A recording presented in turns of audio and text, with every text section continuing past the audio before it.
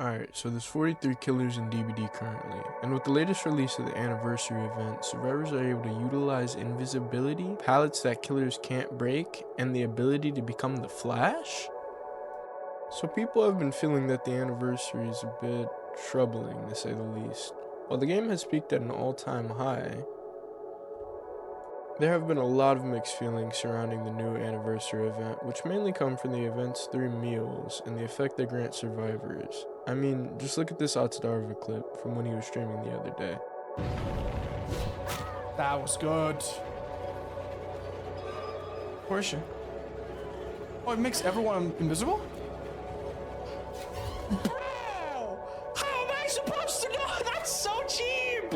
For each of these 5 killers I bring up, I'll be giving them a point system of 0 to 6 for the ability to counter each meal's eating effect and banquet payoff.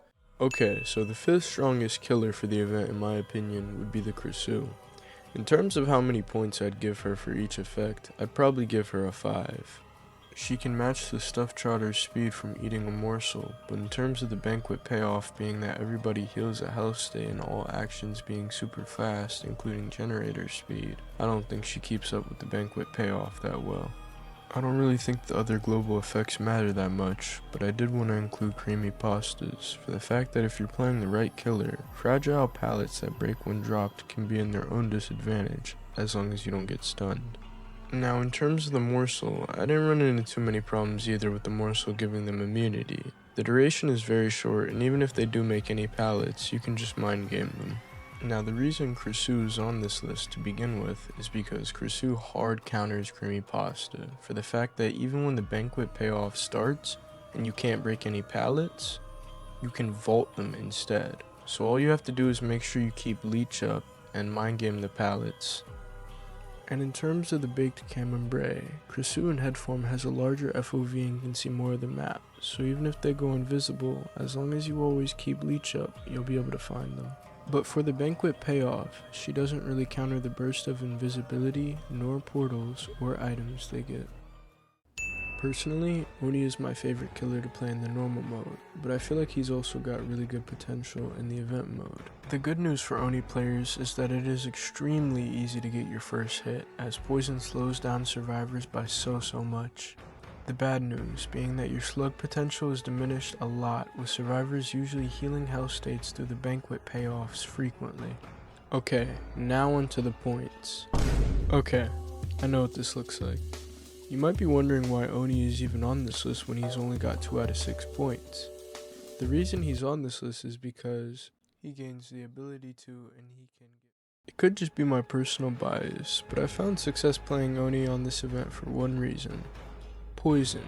Not the craziest on its own, but I found that using poison constantly on the dining table so that they can't trigger the banquet payoff is very strong. Although I strongly suggest holding 1 bottle in case you need your power bad. Since the main base of Oni being strong in the event comes from poison, I'll go through the good parts and just briefly explain the downsides.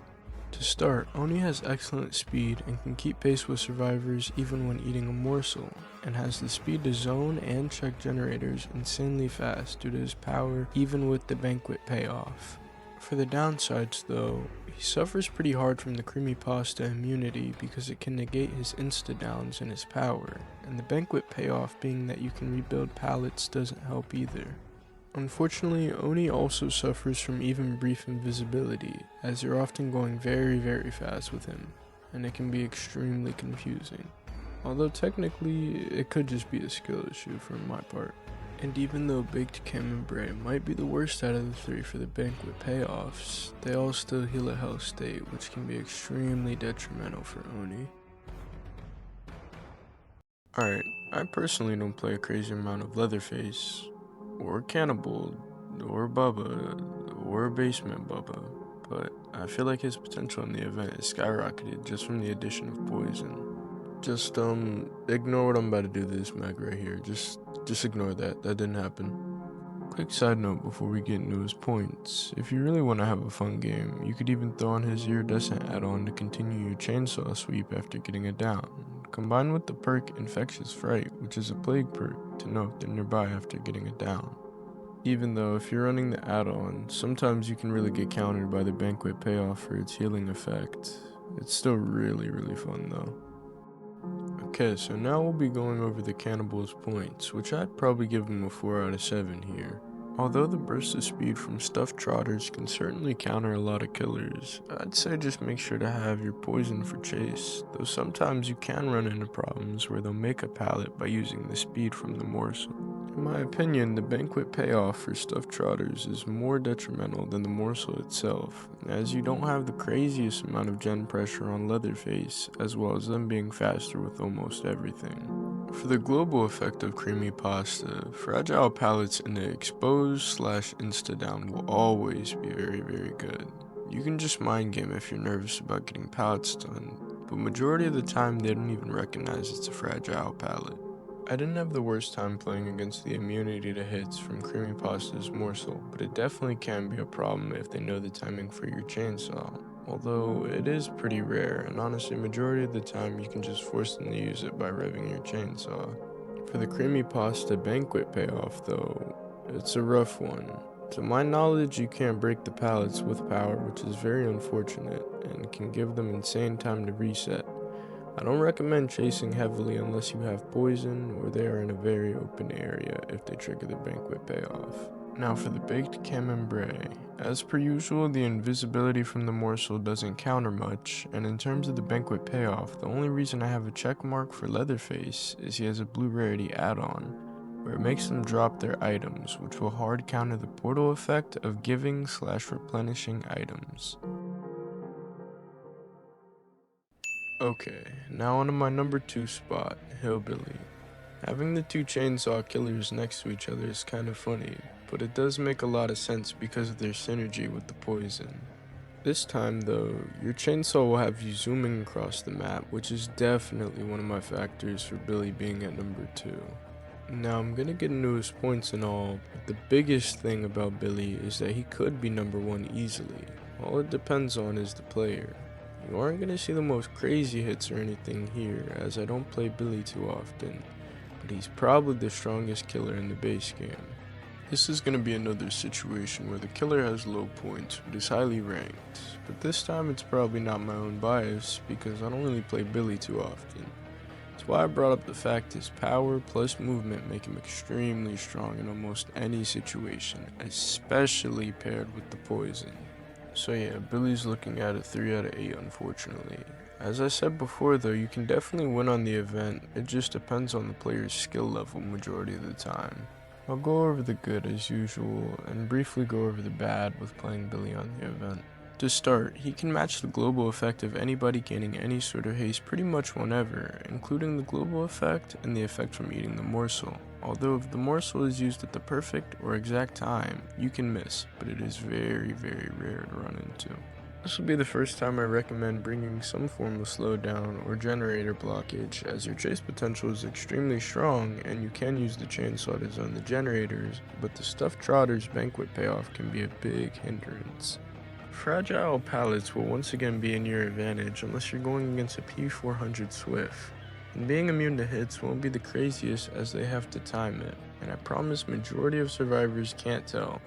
So I recommend revving it a bit and forcing them to eat the morsel early, kind of like forcing a dead hard. But immunity, even if it just gets them to a pallet, can really suck for Billy. I recommend holding your poison for chase and maybe some tables. Once again, to my knowledge, chainsaw powers can't break pallets when they become invulnerable from the banquet payoff, so that can be really rough too. I really don't have much to say about baked camembert, as the invisibility isn't great to go against on Billy. With it being optimal, you don't miss your chainsaw hits. I'm slightly regretting putting Billy at number 2, but I think he's still so strong in this event, whether it's his movement or the insta-downs with the poison. And now, drum roll please. Hello? Oh yeah, wait, I have to get that myself.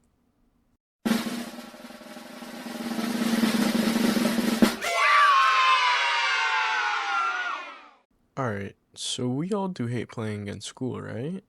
While School might be a pain in the ass to play against on Survivor, and it's just genuinely not fun, playing Ghoul is a different story. As long as you're okay with turning to the dark side, playing Ghoul in the event has a lot of benefits, which I'll go over now. In my opinion, I'd have to give Ghoul 5 out of 7 points. Plus, Ghoul's power paired with poison is absolutely insane, as you can catch up to any injured target almost instantly. If you're on stuffed trotters, you can match their speed whether it's the global effect, eating a morsel, or if they just started the banquet payoff. You have the speed to zone whichever generator is ramping.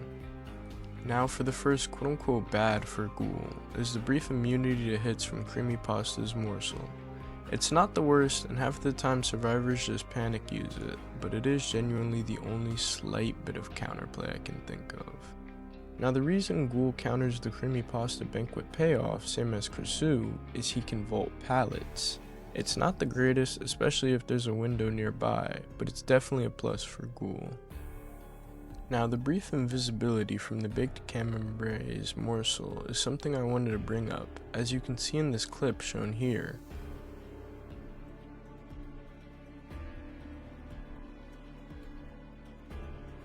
I can literally see the survivor with the Ghoul's mark, which I think is a huge counter, and could technically be a bug, but who's to say.